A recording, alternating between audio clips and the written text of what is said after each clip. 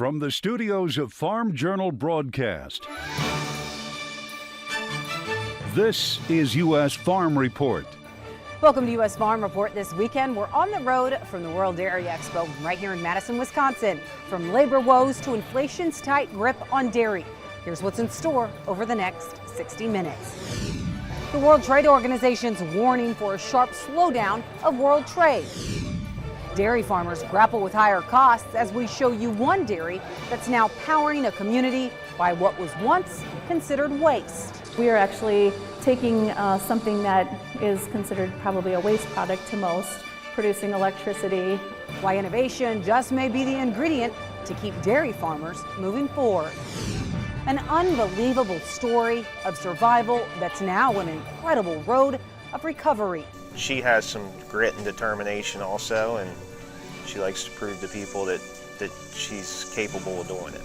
After more than 600 days in the hospital, how this remarkable young woman continues to show grit and grace. And in John's world, mixed news for woodworkers.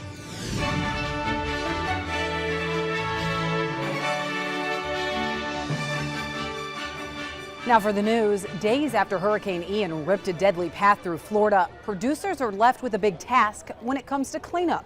Right now, some communities are still working to get back the basics like power or running water. Florida Farm Bureau reports farmers and ranchers are facing widespread destruction of crops, buildings, and fencing due to high winds and water. In areas of the Citrus Belt, it says there's been significant fruit dropped from the trees. And livestock and dairy farms are also impacted. Officials report farmers as far north as St. Augustine are facing flooded vegetable fields.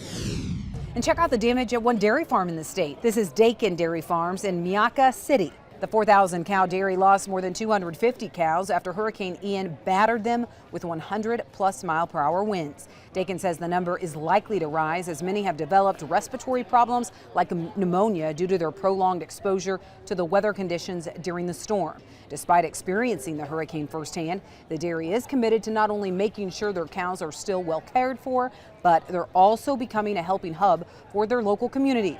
Courtney Dakin, the farm's tour director, says they are taking in donations and sending them out, and she encourages anyone in need to reach out to them.